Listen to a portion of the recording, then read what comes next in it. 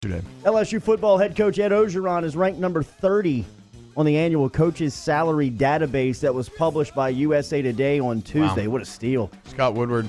Orgeron made $4 million, which is the same that Arkansas's Chad Morris made, who ran that fake punt last Saturday, and Illinois' Lovie Smith, who beat Wisconsin. Well, and I want to highlight the Lovie Smith thing because that is ridiculous that Lovie Smith makes so much. Don't get it confused. Illinois is terrible.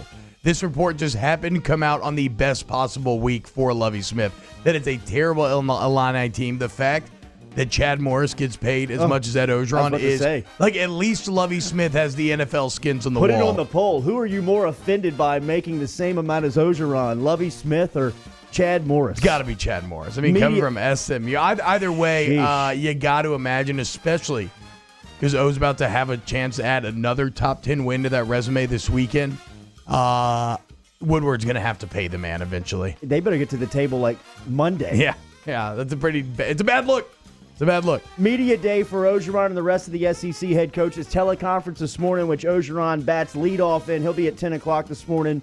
Post-practice press conference this afternoon. Radio show tonight from TJ Ribbs, 7 to 8 o'clock on Eagle 98.1 with T-Bob, Hannegriff, and Bowser following them up till 10 o'clock over there at LeBears for the Tiger Zone. Gus Malzahn was speaking on Monday about the matchup this weekend and talking about coming into Tiger Stadium. You look at LSU offensively, and it looks like a video game when you watch them on film. Their quarterback is outstanding, the way he plays. He's got some big-time receivers. You got quite a few of them that have big playability. The running game, when they hand the football off, they've been very successful. Number one offense in our league, number two in the NCAA against some pretty good opponents. Defensively, a top 25 defense. I think they've got 9 guys back from last year. Very impressive unit. And then special teams, they're at the top in most of the special teams categories in our league. So really well-rounded team. 2:30 kickoff this Saturday, 9:30. Your pregame cranks up on Eagle 98.1. Much more to talk about between LSU and Auburn coming up here on Off the Bench. Saints clearing out some space. Seems like Kamara may be getting healthy. They released running back Zach Zenner, linebacker Ray-Ray Armstrong, and practice squad quarterback J.T. Barrett on Tuesday. Zenner was the only one with the team for 1 week, or was only with the team for 1 week and played Sunday while Alvin Kamara was sidelined by ankle and knee issues. This could be a tip of the hand to Kamara possibly making a return here. Here's Sean Payton. Never mind. That's not true. Sean Payton's not speaking. It's more like ZZ Cut. Yep. New Orleans Pelicans, but Saints and Cardinals this Sunday at noon. We'll talk more about that with Booger coming up here at 7:30 this morning. Defending champion Toronto Raptors got their rings last night. They also beat the New Orleans Pelicans 130-122 in overtime on Tuesday night. Nice start for the new faces in New Orleans, though. Brandon Ingram had 20 points last night. He had 22 and 5. J.J. Redick had 16, and Josh Hart chipped in 15 points and 10 rebounds. Here is a little bit last night in the postgame. Here is Redick talking about his takeaway from Game 1. Yeah, we have good pace, and we move the ball well. I think there's a time to play a certain way, and then there's a time, obviously, where it slows down a little bit, and that's where I think we need to get better. But I love how we play. For sure, it's a fun way to play basketball. Yeah, the pace, JJ obviously is absolutely correct. When they did have to slow it down and play more of a traditional half-court offense, it really looked like they struggled. But the pace that the Pelicans play at is torrid. It is unrelenting. I mean, a team makes a big play. They don't even have a second to celebrate because the Pelicans already got the ball up court. We'll talk a lot more about it later. Did you watch it last night? I did. I thought that a lot of potential, a lot of depth, a lot of interesting things that you can do lineup-wise. I think some weird lineups at the end of that game. What was he doing with his rotations at the end of the game? I mean, look, I just think that situation where Fire Gentry. They have 12 guys. They have 12 guys they feel like can play, and so they're still figuring this thing out. It was weird that Lonzo had such a good first half, and then he's kind of nowhere to be found. And like, where is he?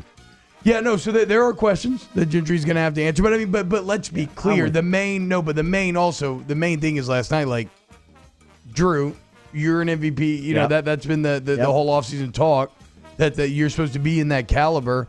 Well, with that caliber comes spotlight, comes expectations, and he did not play very well. Red zone offense discussion for LSU. Take the entire full data on Holiday. I'll give him a night off. Even though it's opening night. Definitely. It's just like this team is going to go as he goes a lot of times, and well, last night he just was not getting it done. How about Nicola Melli though? Filthy. Paisan. Thing is smooth, a true Paisan. I mean, a true Italian. Fun to think about what Zion will look like in this lineup, though. Yes. You get beaten 8 in overtime by the defending champs, have them on the ropes in the third quarter, where really you thought they were going to run away with it there for a minute. Zion on the floor with this group is fun to think about. Brandon Ingram is a player. Yeah, Brandon Ingram looks. I mean, how long is he? You ever play Street Fighter? The character Dalsim, he can stretch out his arms like 10 or 15 feet. It's like exactly what Brandon Ingram looks like. It's kind of wild. Nathan, how about this one? Game 1 of the World Series. The Washington Nationals defeated the Houston Astros 5-4 last night in Game 1. Nats now hold a 1-0 lead in the best-of-7 series heading into Game 2 tonight. First pitch just a little after 7 o'clock from Minute Maid Park. You'll have Justin Verlander opposite Steven Strasburg for Game 2. Who you got, Nate? Washington, again. Because right. I like the W on their helmets. Because right, I agree. Reminds me of Walgreens. Yes, actually. that W stands for right. Good morning.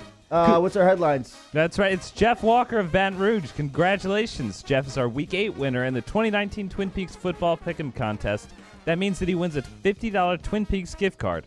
So don't forget to make your picks for Week 9. Play the 2019 Twin Peaks Football Pick'em today at 1045ESPN.com. Anybody see Anthony Davis and LeBron combined for 4 points in the fourth quarter last night? So I watched a little bit of it, then I woke up and was scrolling Twitter this morning, and I did see a lot of kind of snarky like, oh, Anthony Davis not taking shots in the fourth quarter? Where have I seen that before? I didn't know it was that bad. They only combined for 4. 4 points in the fourth, and no Paul George for the Clippers, who finished number 2 in the MVP voting behind Kawhi, who dominated last night. Let's be clear. Have y'all seen the Kawhi Terminator commercial? Okay, we're going to have to play this later in the show. I'm now a Kawhi Leonard fan for life. That's what made you a Kawhi fan? Yep, dude. Yep. Welcome to the cool side, finally.